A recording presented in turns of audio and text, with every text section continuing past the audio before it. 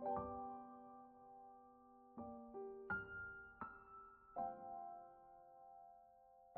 Everyone, welcome back to my channel. तो आज हम एक नया फ़ैन फिक्शन स्टार्ट करने वाले हैं जिसका नाम है इमैक्युलेट एंड ऑथर का नाम है अवर्जिंग। ये फ़ैन फिक्शन एक हिस्ट्रिकल फ़ैन फिक्शन है एंड यहाँ पे बॉटम लांगवांग जी है, क्योंकि आप लोग कह रहे थे कि बॉटम लांगवांग जी लेकर आओ, तो ये बॉटम लांगवांग जी है। ये फ़ैन फिक्शन आपको AO3 में मिल जाएगा, लिंक डिस्क्रिप्शन बॉक्स में है, चेक कर लेना।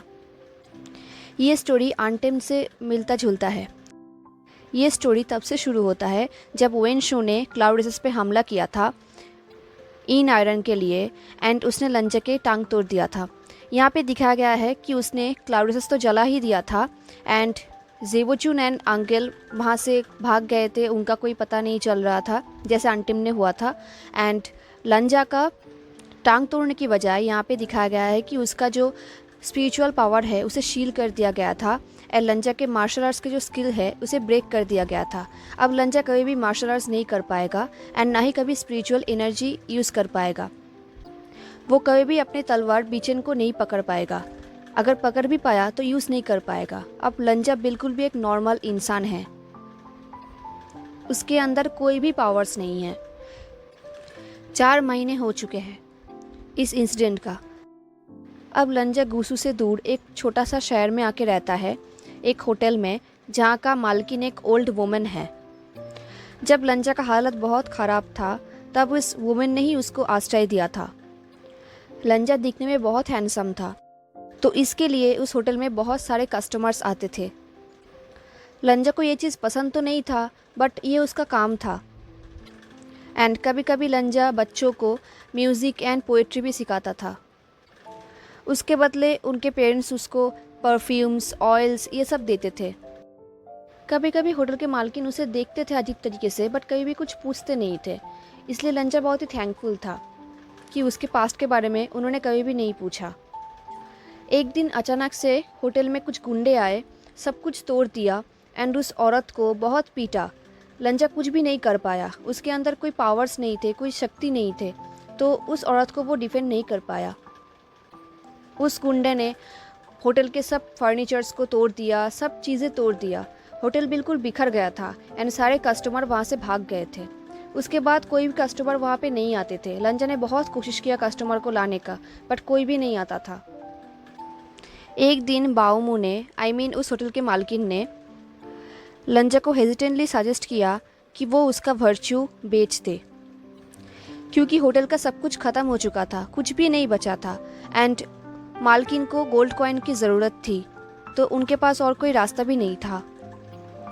लंजा ना ही कहने वाला था, बट जब उसका कुछ भी नहीं था, जब वो बिल्कुल बिखर चुका था, तब उस औरत ने ही उसका साथ दिया था, उन्होंने ही उसको संभाला था। तो ये लंजा का ड्यूटी बनता है उसको रिपे करना। तो लंजा ने फाइनली हाँ कह दिया। अब एक डे शेड्यूल कर दिया गया जहाँ पे सब लोग अपने कीमती से कीमती चीज़ लेके आएंगे लंजा के वर्च्यू को खरीदने के लिए। फाइनली वो दिन आ ही गया। लंजा चुपचाप बैठा था एंड सब कुछ देख रहा था। बहुत सारे लोग अपनी कीमती चीज़ दिखा रहे थे। लंजा ने कभी भी नहीं सोचा था कि एक दिन उसका वर्च्यू ऐसे चले जाएगा। उसने इमेजिन किया था कि जब वो किसी को वर्च्यू देगा तब वो इंसान उसे प्यार करेगा, उसका सबसे अच्छा दोस्त बनेगा, उसका ख्याल रखेगा। उसने कभी भी अपनी वर्च्यू बेचने का सोचा भी नहीं था। बट अब कुछ फ़ायदा नहीं है, अब उसको ऐसा ही करना पड़ेगा। उसने देखा कि सबसे ज़्यादा कीमती चीज़ सेक लीडर याओ ने दिया है। किसी ने भी उसको चैलेंज नहीं किया है। होटल के मालकिन अभी उसको विनर घोषित करने ही वाला था, तभी किसी ने कहा, मैं अपना तलवार को ऑफ़र करना चाहता हूँ।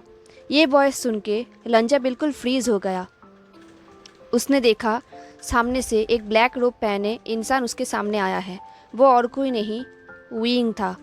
उसके हाथों में एक तलवार था जो बिल्कुल कोल्ड था, ब्यूटीफुल था, दिखने में ही डेंजरस लग रहा था, बट बहुत कीमती भी लग रहा था। शायद इस दुनिया में उससे ज़्यादा कीमती चीज़ और कुछ भी नहीं है। होटल के मालकिन ने कहा, तुम कौन हो? विंग ने स्माइल किया और लंजा की तरफ देखा और कहा, बहुत दिनों बाद मिल रहे हैं लंजा। अब फाइनली वो कंपटीशन विंग जीत गया एंड लंजा का वर्च्यू भी विंग ही जीत गया। वो तीनों होटल के अंदर आए, लंजा, विंग एंड होटल के मालकिन बाओमू। वो तीनों एक टेबल के सामने बैठ गए। बाओमू ने टी ऑफ़र किया। लंजा विंग की तरफ देख रहा था एंड उसने जो न्यूज़ सुनी थी उसके बारे में सोच रहा था। उसने सुना था कि वेंस ने लोटस पियर में भी आक्रमण किया था। लोटस पियर भी ख़त्म हो चुका था। जियांग वाइंग तो भाग गया था एंड वेंस ने विंग का भी स्पिरिचुअल एनर्जी को सील कर दिया था। उसका मार्शल आर्ट्स भी तोड़ दिया था। वेन चाओ ने विंग को बहुत टॉर्चर किया था एंड कहीं पर फेंक दिया था मरने के लिए। कुछ टाइम बाद लंजा ने पूछा, मुझे बताओ विंग, क्या हुआ था? विंग ने स्माइल की और कहा, मैं सरवाइव कर गया। विंग के स्माइल में एक एम्प्टीनेस था। विंग ने अपने तलवार की तरफ देखा जिसका नाम था वांग यून।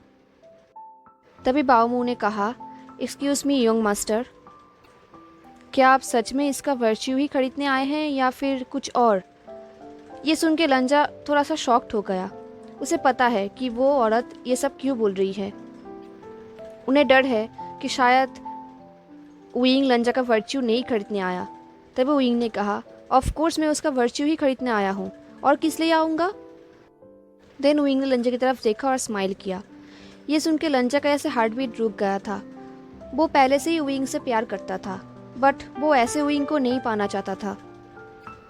उसे पता है कि विंग उससे प्यार नहीं करता था एंड नहीं करता है, तो उसे अंदर ही अंदर बहुत ही दर्द हो रहा था। तभी बाओमू ने कहा, अगर ऐसी बात है तो आपको अभी उसका वर्च्यू लेना होगा उसके चेम्बर में। लंजा को समझ में आ गया कि वो ऐसा क्यों कह रही है। वो चाहती है कि अभी के अभी ये डील हो जाए।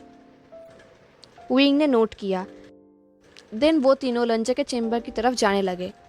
अब लंजा एंड विंग अपने चेम्बर में पहुंच गए। बाओमू ने दरवाज़ा बंद कर दिया। अब रूम में लंजा एंड विंग अकेले थे। लंजा को अंदर ही अंदर बहुत बुरा फील हो रहा था, बहुत ही अजीब फील हो रहा था। उसने अपना कपड़े उतारना स्टार्ट कर दिया। तभी विंग ने उसे रोक दिया और कहा, तुम क्या कर रहे हो? लंजा फ्रीज हो गया। वो बहुत ही कंफ्यूज्ड हो गया। उसने कहा, मुझे लगा कि। तभी विंग ने कहा, मैं तुम्हारा फ्रीडम को खरीदना चाहता था, तुम्हारा वर्च्यू को नहीं। ये सुन के लंजा ने अपने आंखें क्लोज कर दिया। उसे अंदर ही अंदर थोड़ा रिलीफ फील हो रहा था। विंग ने लंजा के रोब्स को उसको पास दिया और कहा, इसे पहन लो। लंजा ने अपने फेस को टर्न कर लिया एंड उसे पहनने लगा। उसे अंदर ही अंदर रिलीफ तो फील हो रहा था, बट कहीं ना कहीं उसे बहुत ही बुरा फील हो रहा था कि विंग ने उसे रिजेक्ट कर दिया। विंग टेबल के पास जाके बैठ गया एंड चाय को ऑफ़र किया लंजा को। लंजा भी विंग के पास जाके बैठ गया। विंग ने कहा, तुम पूछ रहे थे ना क्या हुआ है, मैं तुम्हें बताता हूँ। देन विंग ने लंजा को स्टोरी बताना स्टार्ट कर दिया। कैसे वेन चाओ ने उसको टॉर्चर किया एंड एक अंडरग्राउंड केव में फेंक दिया जहाँ से निकलने का कोई रास्ता भी नहीं था।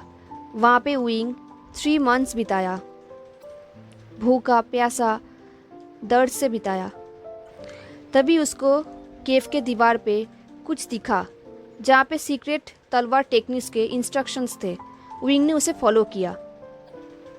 वो केव बहुत ही डार्क था। विंग ने उस डार्क में ही अपने आप को ट्रेंड किया अकेला। जब वो पूरी तरीके से मास्टर हो गया उस टेक्निक्स में, तब वो दीवार ऑटोमेटिक खुल गया एंड विंग बाहर आ पाया। लंजा ने कहा, एंड वांग यून? विंग ने कुछ भी नहीं कहा, जस्ट स्माइल किया।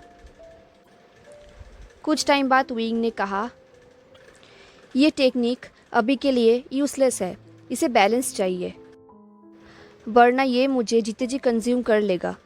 लंजा को समझ में आ गया। उसने कहा, ये टेक्निक अकेले काम नहीं करेगा, इसको 2 इंसान चाहिए, है ना? विंग ने कहा, हाँ। कुछ टाइम बाद लंजा ने कहा, क्या तुमने? तभी विंग ने कहा, नहीं। विंग को समझ में आ गया कि लंजा जियांग चैंग के बारे में बात कर रहा है। विंग ने कहा, मैं उसको ऊपर बोझ नहीं बनना चाहता। वो यंग मिंग का एक लौता वारिस है। मैं नहीं चाहता कि वो ये टेक्निक यूज़ करे। लंजा ने कहा, इसका मतलब तुम चाहते हो कि मैं इसका यूज़ करो, मैं इसको सीखूं। वुइंग ने कुछ भी नहीं कहा। लंजा को समझ में आ गया कि वुइंग उसे बहुत दिनों से ढूंढ रहा है। ये कोई कोइंसिडेंस नहीं है। लंजा ने पूछा, इस टेक्निक का नाम क्या है? वुइंग ने कहा, इसका कोई नाम नहीं है, बट तुम इसे फू पोकोंग कह सकते हो। गाइस, ये एक चाइनीज़ नेम है, इसका मीनिंग मुझे भी नहीं पता। ये नाम सुन के लंजा के फुल बॉडी सिवरिंग करने लगा। उसने वुइंग से पूछा, एंड उसके बाद क्या ये टेक्निक हम दोनों को ही जीते जी कंज्यूम कर लेगा? क्या ये हमारे स्पिरिचुअल एनर्जी को अनसील कर सकता है?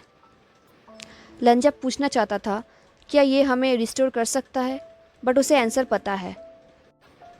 उसे वुइंग को देख के ही आंसर पता चल गया था। वुइंग का फेस, उसका बॉडी बहुत ही पेल हो चुका था। वुइंग ने शाय की और कहा, इसके बारे में सोचो लंजा। तुम अपने पुराने स्ट्रेंथ को वापस पा सकते हो। तुम फिर से तलवार पकड़ सकते हो। अगर तुम मेरे साथ इसे सीखोगे तो हम दोनों एक दूसरे के पावर को स्टेबल कर सकते हैं। हम बैटल फील्ड में एक साथ बैलेंस कर सकते हैं। हम एक साथ वो चीज़ें वापस ला सकते हैं जो वेंस ने हमसे छीना है। एंड सबसे बड़ी बात, हम हमारे लिए रिवेंज ले सकते हैं, हमारे फैमिली के लिए रिवेंज ले सकते हैं। ये सुन के लंजा ने कहा, अगर ऐसी बात है वुइंग, देन मैं इसे एक्सेप्ट करता हूँ। हेलो एवरीवन, तो कैसा लगा आपको आज का फर्स्ट पार्ट? ये फैन फिक्शन आपको कैसा लग रहा है मुझे ज़रूर बताना, तभी मैं इसका नेक्स्ट पार्ट शेयर करूँगी। एंड गाइस, मुझे पता है कि कभी कभी मुझे ब्रेक लेना पड़ता है, मैं हर रोज़ शेयर नहीं कर पाती। आई मीन डेली कभी कभी नहीं हो पाता है।